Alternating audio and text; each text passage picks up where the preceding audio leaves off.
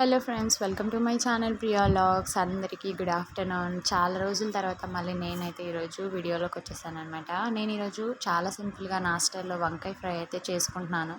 ముందుగా 3 table spoon oil వేసి ఒక చిన్న సైజ్ ఆనియన్, 2 పచ్చిమిర్చి, ఎండుమిర్చి, జీలకర్ర, ఆవాలు, ఒక రెమ్మ కరివేపాకు వేసి బాగా ఫ్రై చేసుకోవాలి.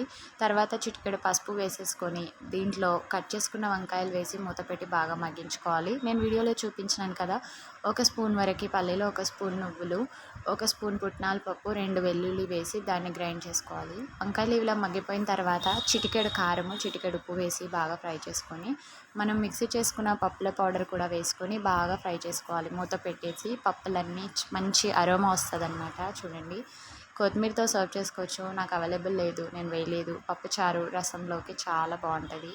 చూడండి, వంకాయ ఫ్రై అయితే రెడీ అయిపోయిందనమాట. వీడియో నచ్చితే లైక్ చేయండి. ఇలాంటి వీడియోస్కి ఛానల్ సబ్స్క్రైబ్ చేసుకోండి. బాయ్.